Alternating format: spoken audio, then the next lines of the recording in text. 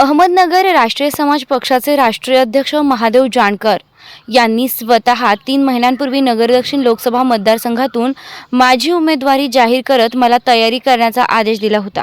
त्यामुळे मी लोकसभेच्या निवडणुकीच्या तयारीलाही लागलो आहे। मध्यंतरी महादेव जानकर यांनी राष्ट्रीय समाज पक्षाचा भाजप, सेना व राष्ट्रवादी काँग्रेसच्या महायुतीस पाठिंबा जाहीर केला। त्यामुळे आमच्या पुढे पेच निर्माण झाला आहे।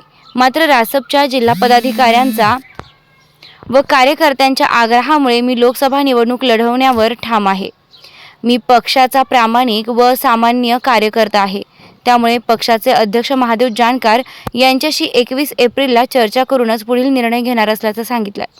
यावेळी रासपचे जिल्हाध्यक्ष विकास मासाळ, शहर अध्यक्ष चिमाजी खामकर, सुनील पाखरे, अगस्ती कटारनवरे, अमोल क्षीरसागर, सतीश घोंगडे, सुरेश अनारसे, नवनाथ शिंदे, सतीश तरटे, माऊली वाडगे, बंडू कोथिंबिरे, नाडू खरात, मोहन गायकवाड, मच्छिंद्र वायफळकर, कुंडलिक गावडे, साहिल मुनोद, जय रुनवाल व जय बोरा यांच्यासह कार्यकर्ते मोठ्या संख्येने उपस्थित होते।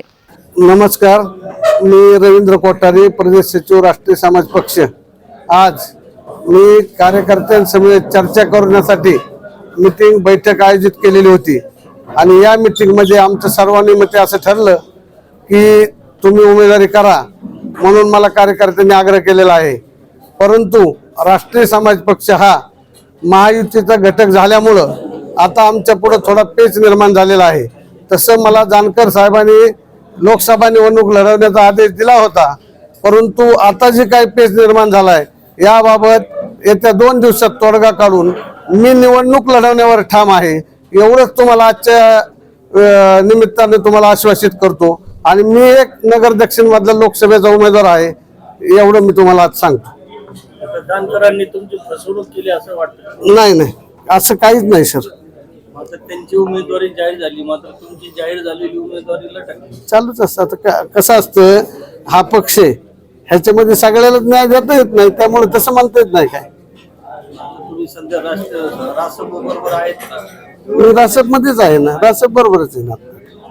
निवडणूक मात्र दुसऱ्या पक्षाकडनं लागली नाही, तो वेळेनुसार जानकर साहेबांशी चर्चा करून ठरवतो दुसऱ्या पक्षाकडून लढायची, या पक्ष लढायची का थांबायचं। हा विषय जे आहे ना आत्ताचा, ते मला निवडणूक लढवायची, त्यामुळे तुम्हाला आज काय पाहिजे, मी निवडणूक लढवणारी एवढ्या मुद्द्यावर ठाम आहे।